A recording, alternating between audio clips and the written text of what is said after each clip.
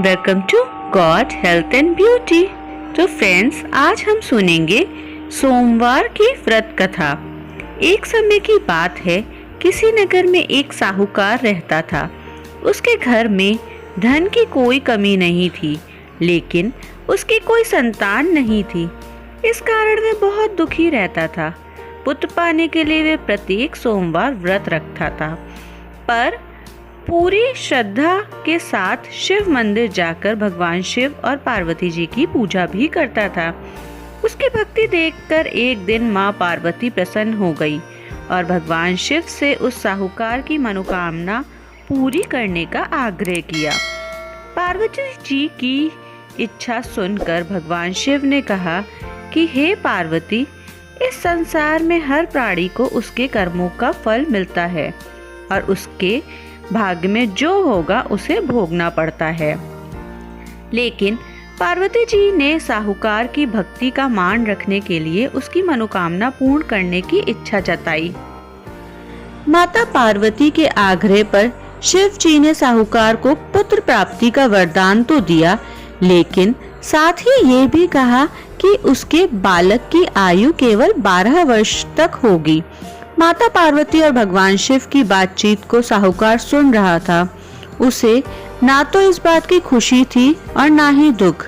वह पहले की भांति शिव जी की पूजा करता रहा। कुछ समय के बाद साहूकार के घर एक पुत्र का जन्म होता है। जब वह बालक 11 वर्ष का हुआ तो उसे पढ़ने के लिए काशी भेज दिया गया। साहूकार ने पुत्र के मामा को बुलाकर उसे बहुत सारा धन दिया और कहा कि तुम इस बालक को काशी विद्या प्राप्ति के लिए ले जाओ और मार्ग में यज्ञ करना। जहाँ भी यज्ञ कराओ वहाँ ब्राह्मण को भोजन कराते और दक्षिणा देते हुए जाना। दोनों मामा भांजे इसी तरह यज्ञ कराते और ब्राह्मणों को दान दक्षिणा देते काशी की ओर चल पड़े। रात में एक नगर पड़ा, जहाँ नगर के राजा की कन्या का विवाह था। जिस राजकुमार से उसका विवाह होने वाला था वह एक आंख से काना था। राजकुमार के पिता ने अपने पुत्र के काना होने की बात को छुपाने के लिए एक चाल सोची। साहूकार के पुत्र को देखकर उसके मन में एक विचार आया। उसने सोचा, क्यों ना इस लड़के को दूल्हा बनाकर राजकुमारी से विवाह करा दूं। विवाह के बाद इसको धन देकर विदा कर दूंगा और राजकुमारी को अपने नगर ले जाऊंगा। लड़के को दूल्हे के वस्त्र पहनाकर राजकुमारी से विवाह करा दिया गया। लेकिन साहूकार के पुत्र ईमानदार था। उसे यह बात न्याय संगत नहीं लगी।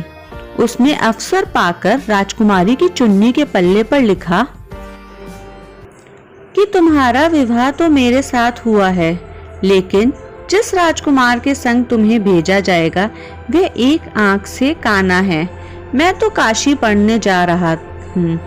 जब चुन्नी पर लिखी बातें राजकुमारी ने पढ़ी तो उसने अपने माता पिता को ये बात बताई। राजा ने अपनी पुत्री को विदा नहीं किया, जिससे बारात वापस चली गई। दूसरी ओर साहूकार का लड़का और उसका मामा काशी पहुंचे और वहां जाकर उन्होंने यज्ञ किया। जिस दिन लड़के की आयु 12 साल की हुई उसी दिन यज्ञ रखा गया। लड़के ने अपने मामा से कहा कि मेरी तबीयत कुछ ठीक नहीं है। मामा ने कहा कि तुम अंदर जाकर सो जाओ। शिव जी के वरदान अनुसार कुछ ही देर में उस बालक के प्राण निकल गए। मृत भांजे को देखकर उसके मामा ने विलाप शुरू किया। संयोगवश उसी समय शिव जी और माता पार्वती उधर से जा रहे थे। पार्वती जी ने भगवान शिव से कहा, स्वामी, मुझे इसके रोने के स्वर सहन नहीं हो रहे। आप इस व्यक्ति के कष्ट को अवश्य दूर करें। जब शिव जी ने मृत बालक के समीप गए तो वे बोले कि ये उसी साहूकार का पुत्र है जिसे मैंने 12 वर्ष की आयु का वरदान दिया था। अब इसकी आयु पूरी हो चुकी है। लेकिन मातृभाव से विभोर माता पार्वती ने कहा कि हे महादेव, आप इस बालक को और आयु देने की कृपा करें, अन्यथा इसके वियोग में इसके माता पिता भी तड़प तड़प कर मर जाएंगे। माता पार्वती के आग्रह पर भगवान शिव ने उस लड़के को जीवित होने का वरदान दिया। शिव जी की कृपा से वह लड़का जीवित हो गया। शिक्षा समाप्त करके लड़का मामा के साथ अपने नगर की ओर चल दिया। दोनों चलते हुए उसी नगर में पहुंचे जहां उसका विवाह हुआ था। राजा ने उस बालक को तुरंत ही पहचान लिया।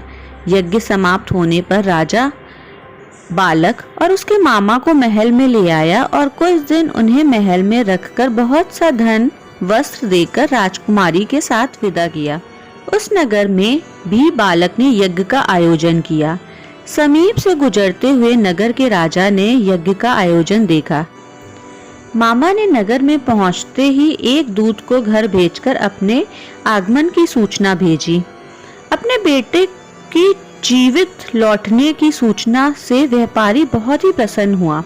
व्यापारी अपनी पत्नी और मित्रों के साथ नगर के द्वार पर पहुंचा। अपने बेटे के विवाह का समाचार सुनकर पुत्रवधू राजकुमारी को देखकर उसकी खुशी का ठिकाना न रहा।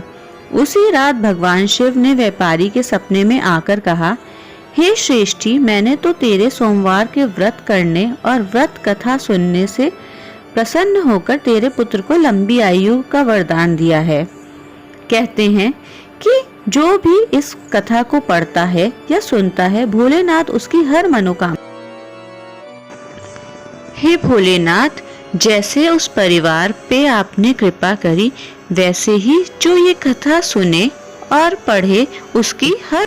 तो फ्रेंड्स, कैसी लगी मेरी आज की ये कथा? यदि आपको मेरी सुनाई हुई कथा अच्छी लगी है और मेरा वीडियो पसंद आया है तो इसे लाइक करें, शेयर करें फ्रेंड्स और फैमिली के साथ। और ऐसी और कथा और महत्वपूर्ण जानकारियों के लिए मेरे चैनल को सब्सक्राइब करें। Thank you so much for watching.